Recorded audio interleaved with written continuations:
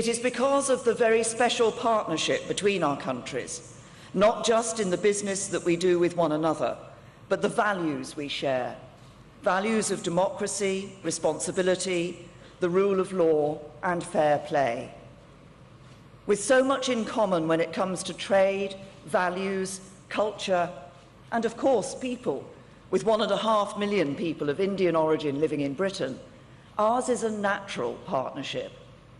Look around India and Britain and you can see the evidence. We listen to each other's music, eat each other's food, and share a passionate rivalry with each other on the cricket pitch. And on that note, I'm looking forward to the test series that begins between England and India in Gujarat on Wednesday. When two countries are as old as India and the United Kingdom, it is tempting for many to look to the past, to talk about the years that have already gone, and to take for granted or make assumptions about the links that we have.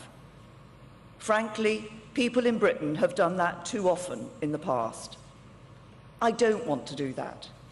I want to talk about the importance of this relationship today and the limitless possibilities that I believe will be open to us in the future. I will use this visit to discuss with Prime Minister Modi, his team, and Indian businesses how we can work together to seize those possibilities, building a partnership that is focused resolutely on shaping our shared future bilaterally and on the global stage. I've said that we want Britain to be the most committed and most passionate advocate of free trade in the world. That is because free trade creates a rising tide that lifts all boats. It makes us all richer. It creates jobs. It increases investment. It improves productivity. It transforms living standards and creates opportunities for all of our citizens. These are the reasons we believe in free trade. It's why, as Britain leaves the European Union, we're determined not to turn our backs on the world, but to forge a new global outward-looking role for ourselves. Because we know from history what happens when countries do not embrace the opportunities of the world. They stagnate, they get poorer, they don't protect their people, they make them worse off. Of course, no country owes any other country a living, but we stand the greatest chance of success when we work with partners with whom we share similar values, legal systems, approaches to business, and ways of looking at the world. That's why I've made my first trade mission and my first bilateral visit outside Europe to India. Because more trade, more investment, and fewer barriers to doing business in our two countries will make us all more prosperous, peaceful, and secure. And within this unique partnership, there is so much potential for us to advance those things. We have a strong starting point, with Britain investing more in India than any other G20 country, and India investing more in Britain than it does in all other EU countries put together. Indian businesses, over 800, are a fixture of British life, with one, Jaguar Land Rover's owner Tata, our largest manufacturing employer. Right now, there are British businesses exporting everything from engines to insurance to India. So much of that is enabled by the fact that we have between our two countries this very special bond. But those things are happening despite the continued existence of the barriers to trade and barriers to cooperation. Just think how much further we could go if our governments worked even more closely together, if we took even more advantage of the links between us, and if we put not only trade and investment, but also the exchange of ideas, innovation and technology at the heart of our ambitions. There couldn't be a more appropriate place to focus on that than at the UK-India Tech Summit, for this is where so much scope for that increased trade and investment lies. With 3 Indians experiencing the internet for the first time every second, with the country on course to be a digital market of 1 billion people, and with so many graduates launching startups from Mumbai to Hyderabad, or Siderabad as it's known, this is an area filled with opportunities. Indeed, I'm looking forward to visiting Bengaluru tomorrow to see the startup capital of India for myself. Again, we have a head start in this. We have Britain's 3D printing tools in Pune, bringing solar power to the most remote parts of India and funding Indian infrastructure through masala bonds.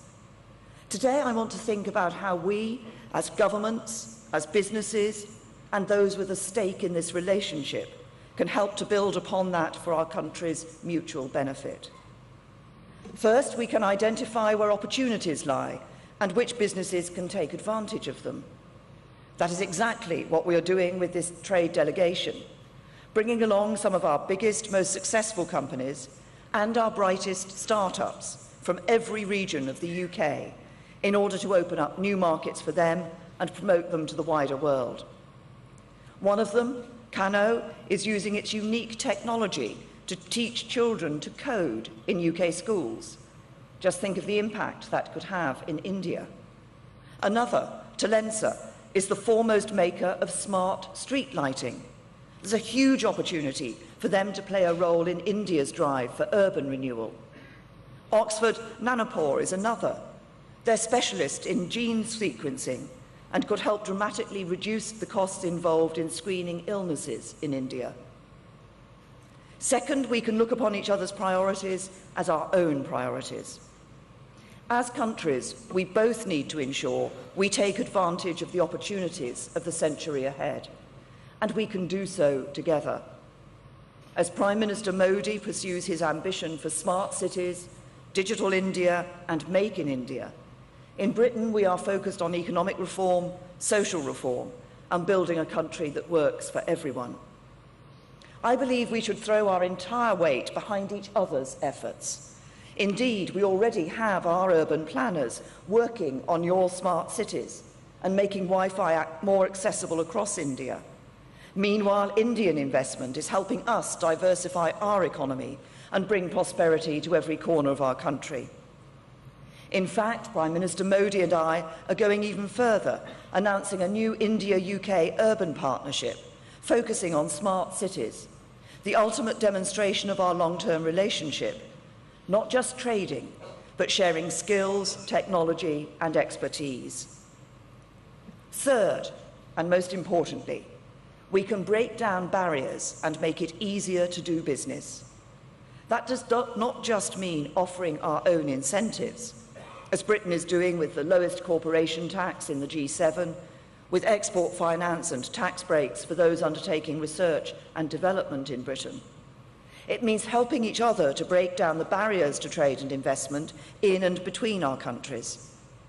So that is why the UK is working side by side with Prime Minister Modi in his mission to make it easier to do business in India, for example, by strengthening intellectual property rights and paving the way for our world-leading services sector to operate in the Indian market, benefiting India and the UK alike. But I am determined that we will go further. I will be discussing with Prime Minister Modi how we can increase the detail and depth of our trade and investment discussions and identify what more we can do now to unleash our businesses, industries, exporters and investors. This does not need to wait for us to leave the EU. We must also recognise that it is not just the legal frameworks that are essential for effective trade and investment. It is people too. It is crucial that those who do need to travel between our countries for business can do so. That is the reason why, when I was Home Secretary, I made the visa process for Indians much easier. India now has one of the best UK visa services in the world, with more application points than any other country, and the only country where it is possible to get a same-day visa. That happened because we listened to what businesses were saying. And we're still listening to the fact that so many people from India want to bring their ideas, skills and business to Britain for the good of your economy and ours. So we will offer, for the first time to any country that needs visas to enter Britain, what is called the Registered Traveller Scheme. That means that for Indian nationals who frequently come to the UK and who fuel growth in both our countries, the entry process will become significantly easier. Fewer forms to fill out, access to the EU-EEA passport control, swifter passage through our airports. In short, more opportunities for Britain and India, and a clear message that Britain is very much open for business. To conclude, I want to return to that argument I was making about the importance of free trade and investment. For we need to make this case around the world, not only to make our countries more prosperous, but to make them more stable and secure too. The UK and India can play a big role in that. We can lead the way, so even more nations can share in those things. That is one of the many things that through this partnership between our countries, I hope Prime Minister Modi and I, and indeed everyone in the room, can help to achieve. Thank you. This is the biggest political scandal since Watergate. And it's everybody's deepest hope that justice, at last, can be properly delivered.